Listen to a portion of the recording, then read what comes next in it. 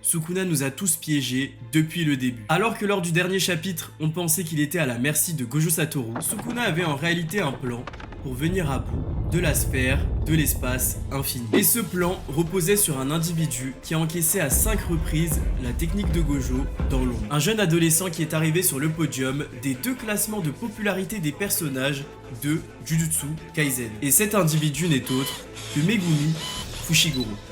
Salut la team, j'espère que vous allez bien. On se retrouve aujourd'hui pour une nouvelle vidéo à propos de Jujutsu Kaisen. Franchement les gars, je suis trop de bonne humeur ces temps-ci. Je trouve qu'en ce moment niveau contenu de Jujutsu Kaisen, on est vraiment nourri. On mange. Les épisodes de la saison 2 sont plus fous les uns que les autres et vraiment l'affrontement Gojo-Sukuna, c'est un pur régal. Aujourd'hui, on va parler du chapitre 230. Vous allez être content, rare fois où je fais la review d'un seul chapitre. Mais bon, vous habituez pas trop quand même. Vu que je n'ai qu'un seul chapitre à traiter, on va parler théorie, développement des personnages, franchement ça va être lourd. Gojo Satoru semble être dans un mauvais état. Il n'est plus du tout en mesure d'activer son extension du territoire. Mais visiblement, Sukuna est tout aussi mal. Les 2 personnages vont dans leur retranchement pour imposer leur supériorité. La première phase du combat, duel de territoire, semble terminée et désormais la deuxième phase peut démarrer. Est-ce que Megumi est toujours en vie? Est-ce que Sukuna et Gojo vont s'entretuer? Est-ce que Gojo Satoru va perdre? Eh bien, nous allons répondre à toutes ces questions dans cette vidéo. Si tu ne veux rien louper concernant le chapitre 230 et l'affrontement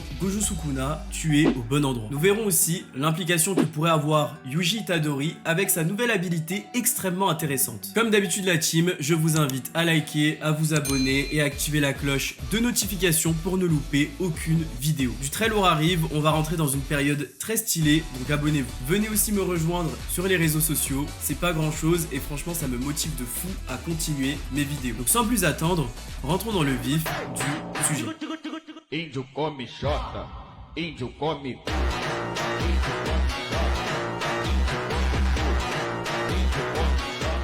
Dans le chapitre précédent, Sukuna est pris dans la sphère de l'espace infini de Gojo. Et à ce moment-là, il a invoqué le terrible Makora, la carte maîtresse du clan Zenin, le familier que personne n'a pu soumettre à part Sukuna. Alors que Gojo voulait one-shot Makora avant qu'il ne s'adapte à son territoire, il réalise avec grande surprise que Makora s'est déjà adapté à la sphère de l'espace infini. Et de fait, Makora détruit le territoire de Gojo. Bon.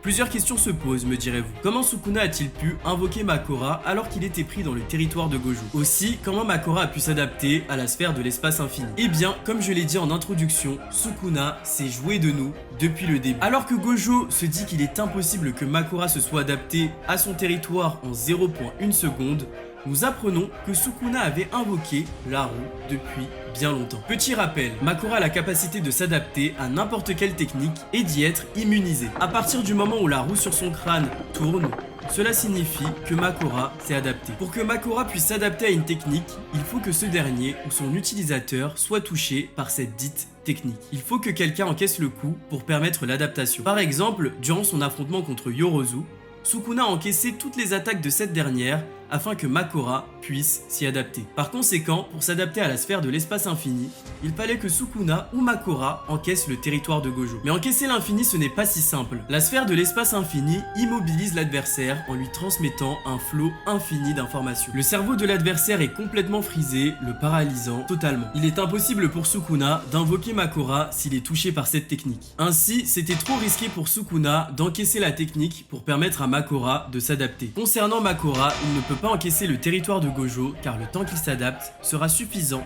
pour que Gojo le one-shot très rapidement. Mais alors, comment Makora s'est adapté à l'infini? Eh bien, il semblerait qu'il y avait une troisième option pour encaisser le coup. Quelqu'un qui n'a absolument rien demandé et qui se retrouve impliqué dans un combat qui n'est même pas le sien. Quelqu'un qui a encaissé la sphère de l'espace infini à 5 reprises. Et oui, Gege Akutami a trouvé un nouveau souffre-douleur à torturer et il s'agit de Megumi Fushiguro. Expliquons ce qu'il s'est passé plus précisément. Comme vous le savez, Sukuna n'a jamais subi les effets de la sphère de l'espace infini parce qu'à chaque duel de territoire, le domaine de Gojo et celui de Sukuna étant égaux, les effets de chacun s'annulaient. Mais Sukuna, même s'il n'était pas touché par les effets du territoire de Gojo, a délibérément laissé Megumi vulnérable. Sukuna a attaché la roue de Makora à Megumi afin qu'il s'adapte à la sphère de l'espace infini. C'est pour cette raison qu'au chapitre 228, nous avons vu la roue de Makora tourner dans l'ombre. Sachez que le fait que les extensions du territoire touchent les âmes présentes dans un corps ne sort pas de nulle part. Rappelez-vous, durant l'affrontement Yuji Maito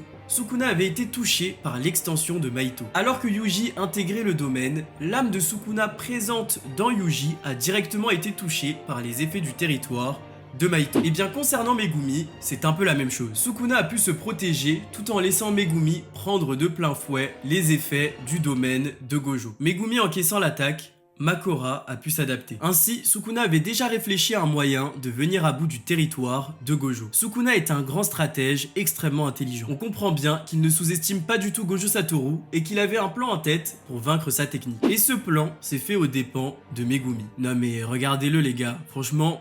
il n'y a même plus de vie dans ses yeux, wesh. Parlons un peu de Megumi. Il s'est fait voler son corps et sa technique par Sukuna, qui l'utilise beaucoup mieux que lui. Sa mère est morte, il s'est fait vendre au clan Zenin par son père qui se rappelait à peine de lui. Il a perdu sa sœur Tsumiki, la raison pour laquelle il est devenu exorciste. Et il a encaissé la sphère de l'espace infini de Gojo. Non, c'est trop. On pensait que Yuji souffrait, mais là on a trouvé pire. Rappelez-vous durant l'arc Shibuya que seulement 0,2 secondes d'exposition au domaine de Gojo avait provoqué des mois de convalescence à toutes les personnes impliquées. Megumi a été exposé au domaine de Gojo à plusieurs reprises pendant pas mal de temps. Au maximum, 5 reprises. 5 reprises les gars. Le cerveau de Megumi a dû encaisser tellement d'informations qu'il lui faudrait des années de convalescence afin de fonctionner correctement à nouveau. Et ça c'est seulement dans le cas où il survit à cet affrontement. Megumi est complètement détruit psychologiquement, il ne lui reste plus du tout de volonté. Mais est-ce que ça veut dire que le personnage est complètement finito? Eh bien, non.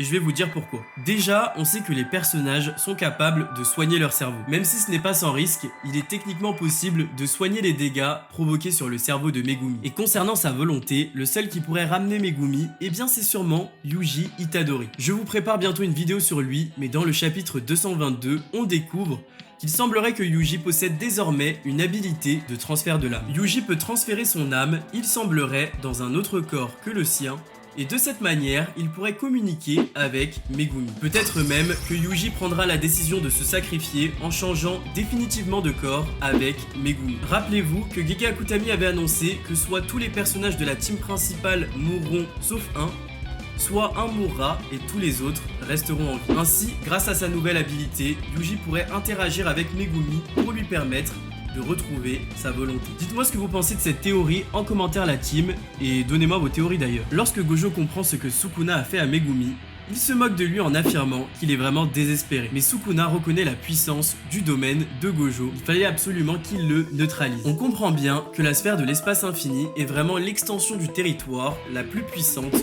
du monde de Jujutsu Kaisen. Même Sukuna a dû utiliser une réelle stratégie pour neutraliser cette technique. Gojo réplique en expliquant que Megumi a subi le processus d'adaptation mais pas l'adaptation qui en résulte. Par cela, Gojo veut dire que ni l'âme de Megumi ni celle de Sukuna ne se sont adaptées à la sphère de l'espace infini. Par conséquent, si Gojo relance son territoire et détruit Makora, ce sera game over pour son adversaire. Mais au moment où Gojo tente d'activer son territoire, il se met à saigner du nez abondamment. La dernière fois que cela est arrivé, Gojo a essuyé son sang comme si de rien n'était. Mais cette fois-ci, c'est assez sérieux pour le mettre à genoux. Ça y est.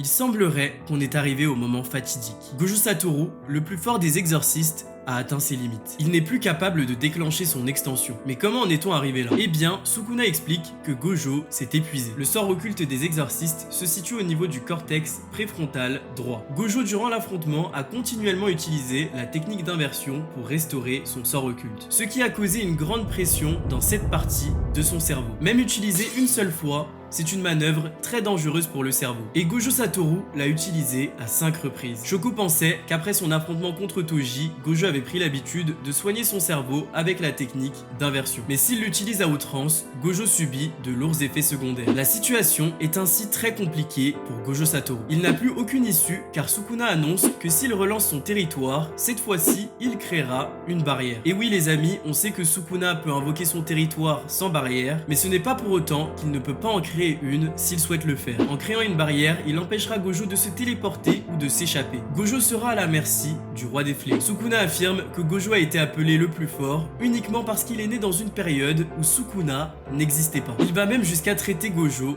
d'homme ordinaire. Mais au moment de déclencher son extension du territoire, le domaine de Sukuna implose sans s'activer et Sukuna se met à saigner abondamment des yeux. Mais que s'est-il passé? Eh bien la réponse réside dans le dernier duel de territoire entre Gojo et Sukuna. Étant donné que Sukuna a déclenché son extension à 0,01 seconde plus tard que Gojo, il n'a pas pu rediriger les effets du territoire de Gojo vers Megumi. Par conséquent, durant un petit laps de temps, il a subi les effets de l'espace de la sphère infinie. Et rien que quelques secondes d'exposition sont suffisantes pour mettre Sukuna dans le même état que Gojo. Et surtout, on ne peut pas oublier les mots de Kenjaku qui nous disaient que l'âme est le corps et que le corps est l'âme dans Jujutsu Kaisen. Même si Sukuna n'a pas subi les effets du territoire de Gojo, il partage son corps avec Megumi. Par conséquent, il doit forcément subir quelques contre-coups. Enfin, Sukuna a aussi utilisé la technique d'inversion pour restaurer son sort occulte. Il l'a fait à 3 reprises, ce qui est moins que les 5 fois de Gojo Satoru, mais c'est sûr que ça a dû l'affecter. Ainsi, pour toutes ces raisons, Sukuna également est incapable de déclencher son territoire. Cette situation fait rire Gojo qui réalise que lui et Sukuna ont le même niveau de dommage au cerveau. Ainsi, les deux personnages sont mal en point. Ça ne présage rien de bon, car rappelez-vous que la dernière fois qu'un utilisateur de la technique des 10 ombres et un utilisateur de l'infini ont combattu, ils se sont entretués. Mais qu'est-ce qui pourrait arriver à Gojo? Gojo pourrait s'épuiser au point de ne plus pouvoir utiliser sa technique occulte. Avec l'anime qui est en pleine diffusion, c'est difficile de ne pas penser à l'évolution du personnage de Gojo après ce combat. On sait que son combat contre Toji a eu d'énormes impacts sur le personnage. Mais qu'en sera-t-il de son combat contre Sukuna? Si à l'issue de ce combat, Gojo n'est plus capable d'utiliser son énergie occulte, ce serait une conclusion intéressante pour le personnage. Gojo est le plus fort des exorcistes sur qui tout le monde se repose. Il est l'honoré des dieux. Il est condamné à porter le poids du titre du plus fort et il est condamné à porter le poids de la solitude qui s'en accompagne. Il est davantage le plus fort des exorcistes que Satoru en tant qu'individu. Perdre ses capacités ferait de Gojo, comme Sukuna l'a dit, un être ordinaire. Il ne serait plus le plus fort, mais il ne serait plus seul. Dès lors, la nouvelle génération, ses élèves pourront prendre le relais lors du combat contre Kenjaku et Sukuna. Dans ce chapitre, Gojo montre encore une fois qu'il pense constamment à ses élèves en faisant une référence à l'épisode 2 de la saison 1. Il déclare que ses élèves le regardent, par conséquent, il doit avoir l'air cool. Après avoir déclaré cela, Gojo attaque Sukuna, marquant le début du deuxième round de ce combat. Le duel de territoire est enfin terminé, maintenant s'ouvre une nouvelle phase de cet affrontement. Lors de cette dernière planche, Sukuna se rappelle des mots de Yorozu. La solitude qui accompagne une force inégalée, la personne qui t'apprendra l'amour et... C'est assez intéressant que Sukuna pense à cela, car encore une fois ça ouvre le parallèle entre Gojo et Sukuna. Comme je l'avais déjà dit dans cette vidéo, Gojo et Sukuna sont les plus forts. Bizarrement, personne ne comprend mieux Gojo que Sukuna et inversement. Je pense que la seconde partie du combat sera beaucoup plus axée sur le développement des personnages, notamment celui de Sukuna. Sukuna est un être profondément solitaire, peut-être encore plus que Gojo Satoru. Nous savons très peu de choses concernant son passé, mais Yorozu affirmait qu'il était profondément seul. Elle voulait le sortir de cette solitude. Les prochains chapitres promettent réellement. Je ne sais pas pour vous, mais il y a un personnage dont je me méfie depuis quelques chapitres. Et si épuiser Sukuna et Gojo,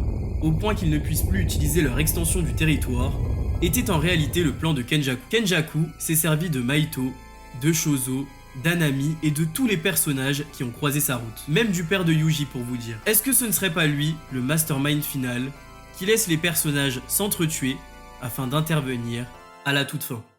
Voilà la team, c'était tout pour cette review, j'espère qu'elle vous a plu. Dites-moi en commentaire ce que vous avez pensé du chapitre et quelles sont vos théories. En tout cas, moi je me régale en ce moment concernant Jujutsu Kaisen, j'espère que c'est votre cas aussi, dites-moi. N'hésitez pas à me rejoindre aussi sur mon Discord, je vais le mettre en commentaire si vous voulez discuter des chapitres avec la communauté. Sur ce, merci à vous, je vous dis à très vite pour une vidéo sur Toji.